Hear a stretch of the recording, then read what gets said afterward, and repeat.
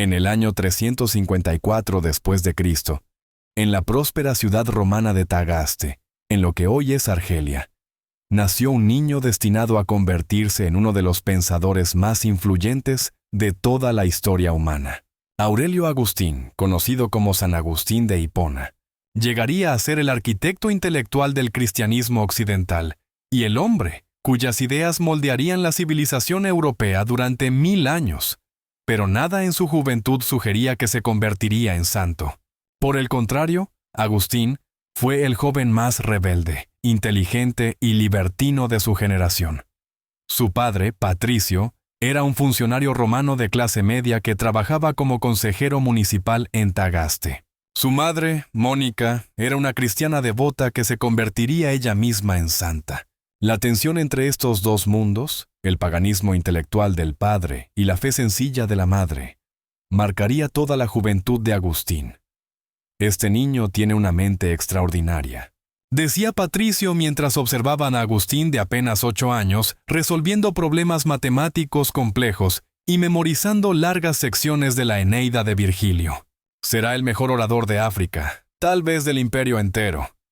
Sí, respondía Mónica preocupada, pero también es el más orgulloso y terco. Su inteligencia lo está volviendo arrogante. Temo por su alma. Mónica tenía razón al preocuparse. Agustín crecía consciente de su superioridad intelectual, despreciando a los compañeros que no podían seguir el ritmo de su mente brillante, y desarrollando una personalidad narcisista que lo convertiría en el adolescente más problemático de Tagaste. A los 16 años, Agustín se había convertido en la pesadilla de cualquier padre. Era un líder natural que organizaba pandillas de jóvenes para cometer travesuras, robos menores y desafiar cualquier autoridad que se cruzara en su camino. El episodio más famoso de su juventud rebelde ocurrió cuando tenía 16 años. Junto con un grupo de amigos, robó peras de un huerto vecino, no porque tuviera hambre, sino por el puro placer de hacer algo prohibido. ¿Por qué robaste esas peras?, que le preguntó su madre cuando se enteró del incidente. No lo sé, respondió Agustín con una sonrisa burlona. Las peras no estaban particularmente sabrosas. Creo que robé solo por el placer de robar. Esta respuesta horrorizó a Mónica. Su hijo no solo cometía pecados, sino que los analizaba intelectualmente, como si fueran experimentos filosóficos sobre la naturaleza del mal. Agustín, le suplicaba a su madre, eres demasiado inteligente para desperdiciar tu vida en estas tonterías. Dios te ha dado una mente extraordinaria. ¿Por qué la usas para el mal? ¿Por qué?, respondía Agustín con la arrogancia típica de los adolescentes brillantes. El bien es aburrido, predecible. El mal es interesante, complejo. Prefiero ser un pecador inteligente que un santo estúpido. Mónica lloraba en secreto, pero nunca dejaba de orar por la conversión de su hijo rebelde. En el año 370, cuando Agustín tenía 16 años, su padre logró reunir el dinero necesario para enviarlo a estudiar retórica a Cartago, la ciudad más importante del norte de África después de Alejandría. Cartago era una metrópolis cosmopolita de 500,000 de habitantes, llena de teatros, bibliotecas, escuelas de filosofía y todas las tentaciones que una gran ciudad romana podía ofrecer. Para un joven brillante y rebelde como Agustín, era el paraíso perfecto. Ten cuidado en Cartago, le advirtió Mónica el día de su partida. Es una ciudad llena de peligros morales. No olvides las oraciones que te enseñé. Madre, le respondió Agustín con condescendencia. Voy a estudiar, no a rezar. Déjame explorar la vida con mi propia mente. En Cartago, Agustín se destacó inmediatamente como el estudiante más brillante de su generación.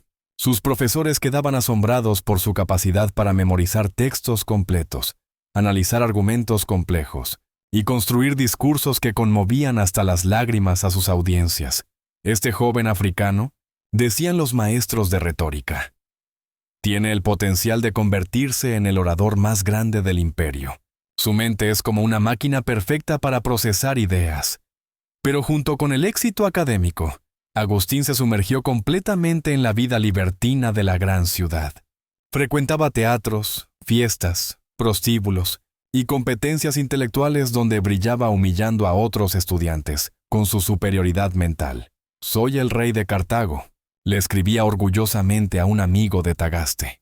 «Nadie puede competir conmigo intelectualmente, y la ciudad entera está a mis pies».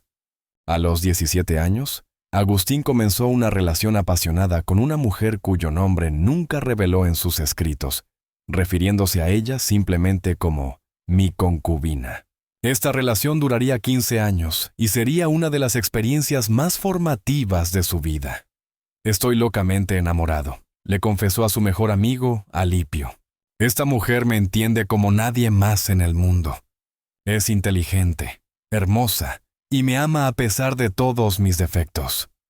La relación produjo un hijo, Adeodato, que significa regalo de Dios.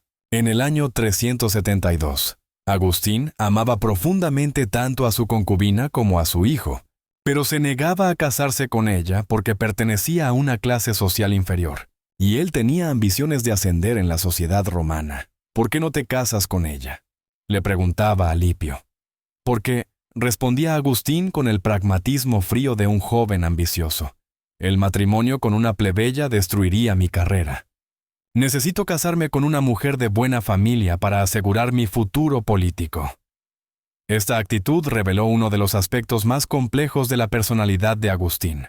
Era capaz de amar profundamente y al mismo tiempo calcular fríamente las ventajas sociales de sus decisiones.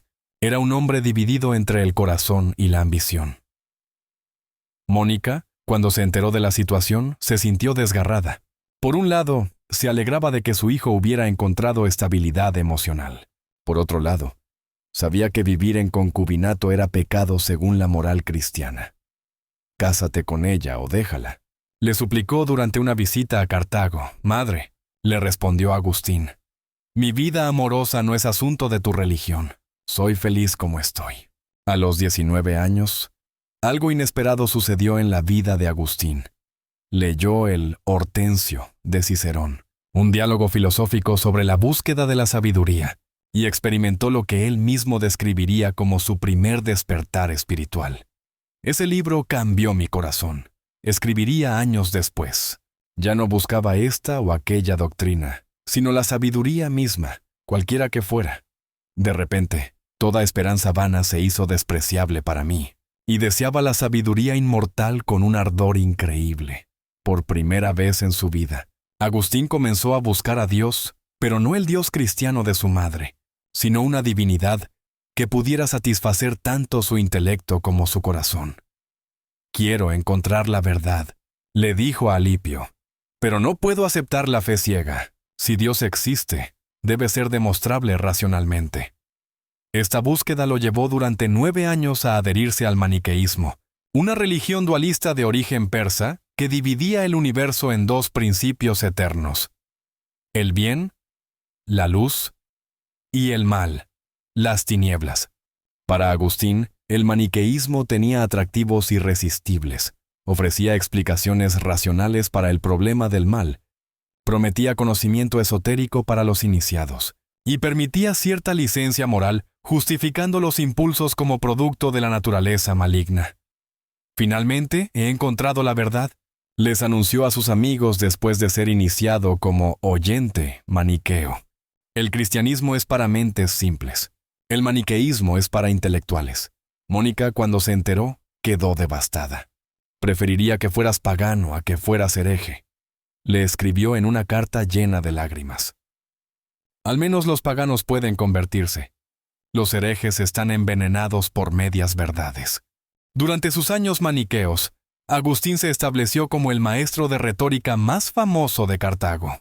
Estudiantes adinerados venían de toda África del Norte para asistir a sus clases, y su reputación como orador comenzó a extenderse por todo el imperio. «Agustín de Tagaste», decían los intelectuales de Cartago, «es el Cicerón africano. Puede hacer que la mentira parezca verdad, y la verdad parezca mentira, según convenga». Su éxito profesional alimentó aún más su orgullo intelectual. Se consideraba superior no solo a otros maestros, sino también a los obispos cristianos, a quienes veía como hombres ignorantes que engañaban a las masas con supersticiones primitivas. Mi madre quiere que me convierta al cristianismo, les contaba a sus estudiantes con burla. Pero ¿cómo puedo aceptar una religión que adora a un carpintero judío y creen en resurrecciones corporales? Mi intelecto requiere explicaciones más sofisticadas.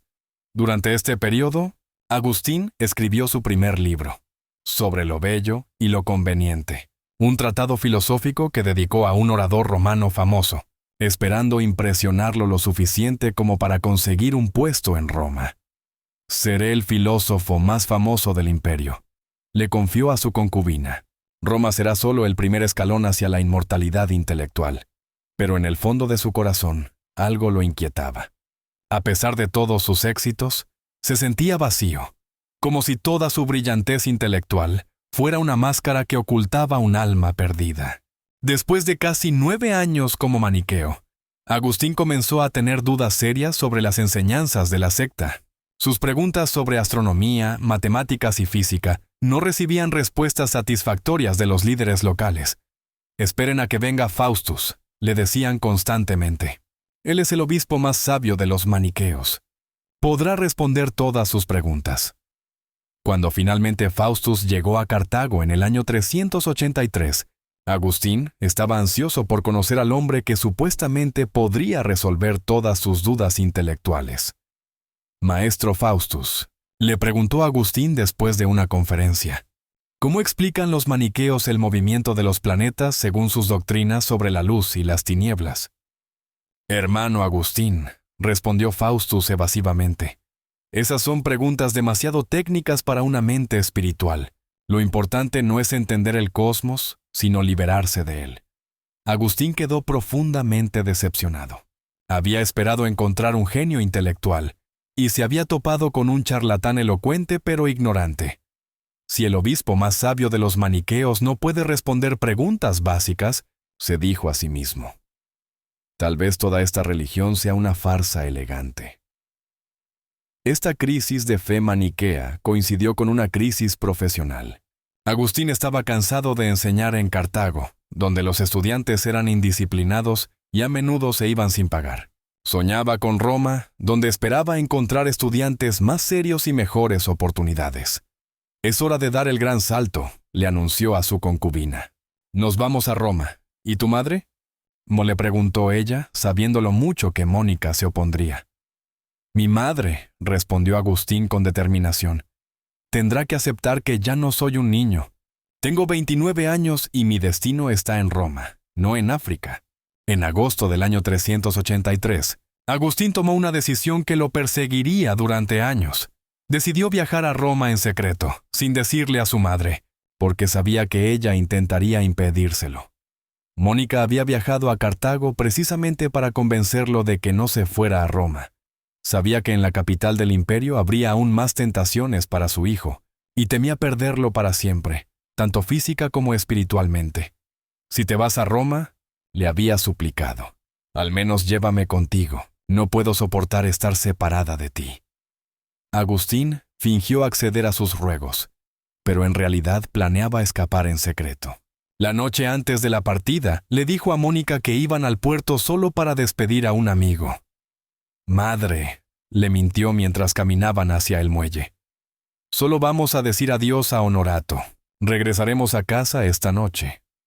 Cuando llegaron al puerto, Agustín le pidió a Mónica que fuera a orar en una pequeña capilla dedicada a San Cipriano, mientras él se despedía de su amigo.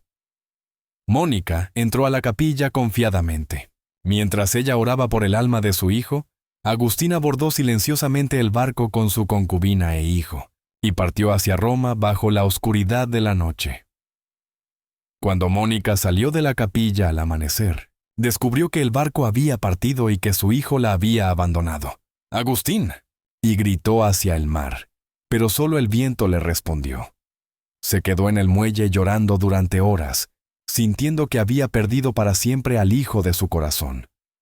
Cuando Agustín llegó a Roma en septiembre del 383, se sintió abrumado por la grandeza de la ciudad eterna. Con sus 2 millones de habitantes, sus monumentos gigantescos, sus bibliotecas inmensas y su efervescencia intelectual, Roma representaba todo lo que había soñado durante años. Finalmente estoy donde pertenezco. Le escribió a un amigo de Cartago. Esta es la ciudad donde los verdaderos intelectuales pueden brillar. Estableció rápidamente una escuela de retórica que atrajo estudiantes de familias aristocráticas. Su reputación como el genio africano se extendió por los círculos intelectuales romanos, y pronto fue invitado a las tertulias más exclusivas de la ciudad. Pero Roma también le trajo desilusiones. Los estudiantes romanos, aunque más disciplinados que los africanos, tenían la costumbre de cambiar de maestro sin previo aviso cuando se acercaba el tiempo de pagar, dejando a los profesores sin ingresos. Más importante aún, la distancia de su madre y la culpa por haberla abandonado comenzaron a pesarle emocionalmente. Había logrado la independencia que quería, pero al precio de romper el corazón de la mujer que más lo amaba. A veces me despierto en la madrugada. Le confesó a Alipio que lo había seguido a Roma, y siento como si hubiera traicionado no solo a mi madre, sino a mi propia alma. Estaba en la cima de su carrera, pero más perdido espiritualmente que nunca. Roma le había dado fama y éxito, pero no la paz interior que secretamente buscaba. Sin saberlo, Agustín estaba siendo preparado por la providencia divina para el encuentro que cambiaría su vida para siempre. Su próximo destino sería Milán, donde conocería al hombre que lo convertiría del libertino más famoso de África en el santo más influyente de Occidente. Durante el año que Agustín pasó en Roma, experimentó el éxito profesional que había soñado toda su vida, pero también una crisis espiritual que lo sumió en la depresión más profunda que había conocido. Su escuela de retórica prosperaba. Sus conferencias públicas atraían a la élite intelectual romana, y su reputación como el genio africano se consolidaba día a día. Pero en las noches silenciosas de su apartamento romano, Agustín se enfrentaba a un vacío existencial que toda su brillantez no podía llenar. «He logrado todo lo que quería», le escribió a su amigo Alipio, «pero me siento más perdido que nunca. En Cartago al menos tenía la ilusión de que Roma me daría las respuestas. Ahora que estoy aquí, me doy cuenta de que las preguntas siguen siendo las mismas». El maniqueísmo había perdido completamente su atractivo después del encuentro decepcionante con Faustus. Los dioses paganos le parecían invenciones primitivas, y el cristianismo de su madre seguía pareciéndole intelectualmente inaceptable. «Estoy en tierra de nadie espiritual», le confió a su concubina durante una de esas noches de insomnio. «No puedo creer en nada, pero tampoco puedo vivir sin creer en algo». Su concubina, que lo conocía mejor que nadie, le respondió con una sabiduría que lo sorprendió. «Tal vez el problema no es que no encuentres la verdad, sino que la verdad te da miedo». «¿Qué quieres decir?», le preguntó Agustín. «Que tal vez sabes cuál es la verdad», le respondió ella suavemente. «Pero no quieres aceptarla porque cambiaría tu vida completamente». Esas palabras se quedaron grabadas en la mente de Agustín como una profecía. En el otoño del año 384, llegó a Agustín una oportunidad que parecía la culminación de todos sus sueños profesionales. Había una vacante para el puesto de profesor imperial de retórica en Milán, la capital de facto del Imperio Romano de Occidente. Era el puesto académico más prestigioso del imperio, con un salario excelente, acceso directo a la corte imperial y la posibilidad de ser promovido a cargos gubernamentales de alto nivel. «Es la oportunidad de mi vida», le dijo a Alipio cuando recibió la convocatoria. «En Milán podré conocer al emperador, influir en las decisiones políticas del imperio y establecerme definitivamente entre la élite intelectual de Occidente». Para conseguir el puesto, Agustín tuvo que dar una oración pública ante los magistrados romanos, demostrando su habilidad retórica. Su discurso fue tan brillante que fue nombrado inmediatamente. En noviembre del 384, Agustín se trasladó a Milán acompañado por su concubina, su hijo Adeodato, y su fiel amigo Alipio. Lo que no sabía era que Dios lo estaba moviendo como una pieza de ajedrez hacia el encuentro que transformaría su vida para siempre. Milán era una ciudad fascinante, cosmopolita y próspera, sede de la corte imperial y centro del poder político del mundo occidental. Pero lo más importante para Agustín era que Milán tenía algo que Roma no tenía. San Ambrosio, el obispo más intelectualmente respetado del cristianismo. Dicen que Ambrosio es un genio, le comentó a Lipio cuando se instalaban en su nueva residencia. Tal vez deberías escucharlo predicar, aunque solo sea por curiosidad intelectual. ¿Un obispo cristiano genio? Se burló Agustín. Será una contradicción interesante de presenciar. San Ambrosio de Milán era todo lo contrario de lo que Agustín esperaba encontrar en un obispo cristiano. Era un hombre de educación clásica impecable, exgobernador romano, orador magnífico y filósofo respetado. Pero lo más impresionante era que había logrado sintetizar la sabiduría griega con la fe cristiana de una manera que Agustín nunca había visto. La primera vez que Agustín asistió a una predicación de Ambrosio fue solo por cortesía profesional, como nuevo profesor imperial de retórica. Consideraba apropiado conocer al orador cristiano más famoso de la ciudad. «Voy a analizar su técnica retórica», le dijo a Alipio antes de dirigirse a la catedral. «Será interesante ver cómo adapta la elocuencia clásica a la propaganda religiosa». Pero cuando Ambrosio comenzó a hablar, Agustín se quedó completamente fascinado. El obispo citaba a Platón y a Aristóteles. Utilizaba argumentos filosóficos sofisticados y demostraba un conocimiento de la literatura clásica que rivalizaba con el de cualquier profesor universitario. «Este hombre», pensó Agustín asombrado, «está demostrando que se puede ser cristiano sin renunciar a la inteligencia».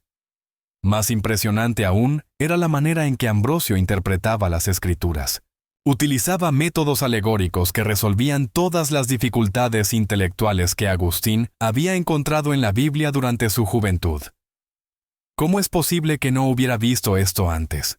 Y se preguntaba Agustín mientras escuchaba a Ambrosio explicar cómo los relatos del Antiguo Testamento contenían significados espirituales profundos que trascienden su sentido literal. Después del sermón, Agustín se acercó a Ambrosio con la humildad de un estudiante, no la arrogancia de un colega. «Obispo Ambrosio», le dijo, «soy Agustín, el nuevo profesor imperial de retórica. Me preguntaba si podríamos tener algunas conversaciones sobre filosofía y teología». «Por supuesto, joven Agustín», le respondió Ambrosio con una sonrisa sabia. «He oído hablar de tu brillantez, pero tengo la impresión de que has venido a Milán buscando algo más que éxito profesional». Mientras Agustín exploraba intelectualmente el cristianismo bajo la guía de Ambrosio, su vida personal se complicó dramáticamente con la llegada inesperada de su madre, Mónica, a Milán. Mónica había seguido a su hijo hasta la capital imperial con una determinación inquebrantable. Después de 30 años de oraciones, no iba a renunciar cuando finalmente veía signos de que Agustín se acercaba a la conversión. «Madre», le dijo Agustín cuando la vio aparecer en su casa, «¿cómo me encontraste? Un hijo no puede esconderse para siempre de una madre que reza por él todos los días». Le respondió Mónica con lágrimas en los ojos. «¿Vine a presenciar tu conversión? ¿Mi conversión?», preguntó Agustín sorprendido. «¿Cómo sabes que voy a convertirme?». «Porque tuve un sueño», le explicó Mónica. «Vi que estábamos de pie juntos en la misma regla de fe. Ha llegado el momento». Mónica inmediatamente se puso a trabajar para reorganizar la vida de su hijo, según los estándares cristianos. Su primera prioridad era terminar con el concubinato que había durado 15 años. «Tienes que casarte apropiadamente», le dijo a Agustín, «o vivir en celibato. Esta situación irregular es un obstáculo para tu conversión». Con la eficiencia de una general, Mónica arregló un matrimonio ventajoso con una joven de buena familia milanesa. La boda se realizaría en 2 años, cuando la novia cumpliera la edad legal. Esto significaba que Agustín tendría que separarse inmediatamente de la mujer que había amado durante 15 años. «Es necesario», insistía Mónica. «No puedes servir a Dios mientras vivas en pecado». La separación fue uno de los momentos más dolorosos de la vida de Agustín. Su concubina, que había sacrificado todo por él, regresó a África jurando que nunca conocería a otro hombre. «Se arrancó de mi costado», escribiría Agustín años después, «y mi corazón, donde estaba fuertemente adherida, quedó llagado y sangrante».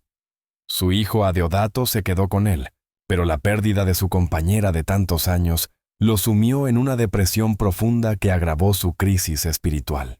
Los meses siguientes fueron los más tormentosos de la vida de Agustín. Intelectualmente, estaba casi convencido de la verdad del cristianismo gracias a las enseñanzas de Ambrosio. Pero emocionalmente, se sentía incapaz de hacer los cambios radicales que la conversión requeriría. Entiendo que el cristianismo es la verdad, le confesó a Alipio durante una de sus caminatas nocturnas por Milán. Pero no tengo la fuerza de voluntad para vivirlo. Soy esclavo de mis pasiones. La lectura de los libros platónicos, que Ambrosio le había recomendado, le proporcionó el marco intelectual que necesitaba para comprender la naturaleza espiritual de Dios y del alma humana. Pero también le mostró la inmensidad del abismo que separaba el conocimiento intelectual de la transformación moral. Puedo ver la tierra prometida, le escribió a un amigo de Cartago. Pero no puedo cruzar el Jordán. Sé lo que debo hacer, pero no puedo hacerlo. Durante este periodo, Agustín experimentó lo que él mismo describió como una guerra civil interior. Una parte de él quería entregarse completamente a Dios, pero otra parte se aferraba desesperadamente a los placeres y ambiciones que habían definido su vida hasta ese momento. Señor, oraba con angustia, dame castidad y continencia, pero no ahora. Esta oración reflejaba perfectamente su dilema. Quería ser santo, pero no quería renunciar a los pecados que encontraba placenteros. Sus noches se llenaron de insomnio, sus días de melancolía, y su brillante mente se convirtió en un campo de batalla donde luchaban la gracia divina y la resistencia humana. El 15 de agosto del año 386, la crisis interior de Agustín llegó a su punto culminante, en una escena que se convertiría en una de las más famosas de toda la literatura espiritual. Agustín estaba en el jardín de su casa milanesa con Alipio, atormentado por la indecisión que lo había paralizado durante meses. ¿Hasta cuándo voy a seguir diciendo mañana, mañana?, se gritó a sí mismo. ¿Por qué no ahora? ¿Por qué no poner fin ahora mismo a mi vida desordenada? Dicho esto, se alejó de Alipio, se arrojó bajo una higuera y comenzó a llorar con una angustia que venía desde lo más profundo de su alma. ¿Hasta cuándo, Señor? Y gritaba entre lágrimas. ¿Hasta cuándo vas a estar airado? No te acuerdes de mis maldades pasadas. En ese momento de desesperación total, escuchó la voz de un niño que cantaba desde una casa vecina. Tole lege, toye lege, toma y lie, toma y lee. Agustín nunca había escuchado esa canción infantil antes, y inmediatamente interpretó las palabras como una orden divina. Regresó corriendo hacia donde estaba Alipio, quien había estado leyendo las cartas de San Pablo. Con manos temblorosas, Agustín abrió el libro al azar y leyó el primer pasaje que vieron sus ojos. Era Romanos 13:14. Vivamos decorosamente como en pleno día, no en banquetes y embriagueces, no en lechos y lujurias, no en discordias y envidias, antes bien vestíos del Señor Jesucristo, y no busquéis satisfacer los deseos de la carne. No quise leer más, escribiría años después, ni tampoco era necesario. Al punto que terminé de leer esta sentencia, como si se hubiera infundido en mi corazón una luz de seguridad, se desvanecieron todas las tinieblas de mis dudas. En ese momento, Aurelio Agustín murió espiritualmente y nació San Agustín de Hipona. El sábado santo del 25 de abril del año 387, Agustín fue bautizado por San Ambrosio en la Catedral de Milán, junto con su hijo Adeodato y su amigo Alipio Mónica, que había orado durante 30 años por este momento. Estuvo presente en la ceremonia con lágrimas de alegría corriendo por su rostro. «Hijo mío», le susurró después del bautismo, «ahora puedo morir en paz. He visto cumplido el deseo de mi corazón». Agustín, que tenía 33 años, la misma edad que Cristo cuando murió, sintió que toda su vida anterior había sido solo una preparación para este momento de renacimiento espiritual. Siento como si hubiera estado toda mi vida caminando en círculos, en un desierto, le dijo a Ambrosio después de la ceremonia, y finalmente hubiera encontrado el oasis que buscaba sin saberlo. El bautismo marcó el final definitivo de su carrera como profesor de retórica. Agustín renunció inmediatamente a todos sus cargos oficiales y dedicó sus días a la oración, el estudio de las Escrituras y la preparación para regresar a África como servidor de la Iglesia. Durante los meses siguientes en Milán, Agustín experimentó una transformación total de su personalidad. El hombre orgulloso y ambicioso se convirtió en un discípulo humilde. El libertino se volvió casto. El escéptico se transformó en creyente apasionado. Es como si fuera una persona completamente diferente. Observaba a Lipio con asombro. El Agustín anterior ha desaparecido completamente. En el año 388, después de la muerte de Mónica en Ostia, quien murió feliz habiendo visto la conversión de su hijo, Agustín regresó a África para comenzar una nueva vida al servicio de Dios. Se estableció en Tagaste, su ciudad natal, donde vendió todos sus bienes y estableció una pequeña comunidad monástica con algunos amigos que habían seguido su ejemplo de conversión. Quiero vivir como los apóstoles, le explicó a los antiguos amigos que se sorprendían por su transformación radical, en pobreza, oración y servicio a los hermanos. Durante 3 años, Agustín vivió como un monje contemplativo, estudiando intensamente las Escrituras y escribiendo sus primeras obras teológicas. Parecía destinado a una vida de retiro intelectual y espiritual. Pero Dios tenía otros planes para él. En el año 391, Agustín viajó a Hipona para visitar a un amigo que quería hacerse monje. Durante la visita, asistió a la misa dominical en la catedral local. El obispo Valerio, que era de origen griego y tenía dificultades para predicar en latín a su congregación africana, aprovechó la presencia del famoso exprofesor para pedirle un favor inesperado. «Hermanos», anunció Valerio a la congregación, «tenemos entre nosotros a Agustín de Tagaste, el gran orador convertido.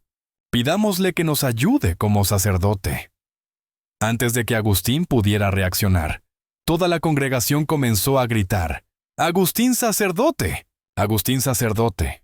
En cuestión de minutos, el hombre que había planeado vivir en retiro contemplativo se encontró siendo ordenado sacerdote contra su voluntad, destinado a convertirse en uno de los pastores más influyentes de la historia del cristianismo.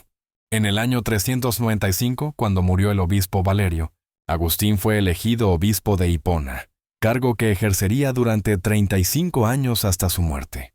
Como obispo, Agustín se convirtió en un pastor extraordinario que revolucionó la iglesia africana. Predicaba casi diariamente, administraba justicia, cuidaba de los pobres y defendía la ortodoxia contra las herejías que amenazaban la fe cristiana. Este hombre, decían los fieles de Hipona, tiene la mente de un filósofo, el corazón de un padre y la elocuencia de un ángel. Pero lo que hizo verdaderamente grande a Agustín no fue solo su trabajo pastoral, sino su genio teológico. Durante sus años como obispo, escribió las obras que moldearían el pensamiento cristiano occidental durante más de 1000 años. Sus confesiones, la primera autobiografía psicológica de la historia, inspiraron a innumerables conversiones y se convirtieron en una de las obras más leídas de toda la literatura mundial. Su obra maestra, La ciudad de Dios, escrita en respuesta al saqueo de Roma por los visigodos en 410, proporcionó una filosofía cristiana de la historia que influenció a pensadores desde Santo Tomás de Aquino hasta John Calvin. Sus tratados sobre la gracia, la predestinación y la Trinidad establecieron las bases doctrinales que definen el cristianismo occidental hasta el día de hoy. Agustín escribió más de 100 obras teológicas que abarcaban prácticamente todos los aspectos de la fe cristiana. Pero su contribución más importante fue su comprensión profunda de la gracia divina, desarrollada especialmente en su controversia contra el hereje Pelagio. El hombre, enseñaba Agustín, está tan dañado por el pecado original que no puede salvarse por sus propias obras. Solo la gracia gratuita de Dios puede transformar el corazón humano y dar la salvación. Esta doctrina, basada en su propia experiencia de conversión, se convirtió en el fundamento de toda la teología occidental. Agustín había aprendido por experiencia personal que ni la brillantez intelectual, ni la fuerza de voluntad, ni las buenas obras pueden salvar al hombre. Solo el amor gratuito de Dios puede transformar un corazón de piedra en un corazón de carne. Nos has hecho para ti, Señor, Escribió en sus confesiones: «Y nuestro corazón está inquieto hasta que descanse en ti». Esta frase resume toda su filosofía. El ser humano solo encuentra la felicidad verdadera en Dios. Y todos los placeres mundanos son solo intentos frustrados de llenar un vacío que solo la divinidad puede llenar. Agustín murió el 28 de agosto del año 430, mientras Hipona estaba sitiada por los vándalos. Tenía 76 años y había dedicado casi 40 años de su vida al servicio de la Iglesia. Sus últimas semanas las pasó en oración constante, con los salmos penitenciales colgados en las paredes de su habitación para poder leerlos desde su lecho de muerte. «Señor», oró en sus últimos momentos, «perdona todos mis pecados y recibe mi alma, que tantos años anduvo perdida hasta que tú la encontraste». Con su muerte, el mundo cristiano perdió al pensador más influyente de los primeros siglos de la Iglesia, pero su legado intelectual y espiritual continuaría moldeando la civilización occidental durante más de 1500 años. San Agustín había demostrado que la conversión verdadera no es solo un cambio de ideas, sino una transformación total de la persona. El playboy brillante se había convertido en el doctor de la gracia, el genio libertino en el santo más citado de la teología cristiana. Su vida fue la prueba viviente de que no hay pecador tan perdido que no pueda ser salvado, ni intelectual tan orgulloso que no pueda ser humillado por la gracia, ni corazón tan duro que no pueda ser ablandado por el amor divino. La gracia de Dios es más fuerte que cualquier resistencia humana. Había enseñado basándose en su propia experiencia, y su vida fue la demostración más convincente de esta verdad. San Agustín de Hipona, el hombre que pasó de ser el pecador más brillante de África a convertirse en el santo más influyente de Occidente, demostrando que cuando Dios llama, puede transformar cualquier vida, sin importar cuán perdida parezca estar.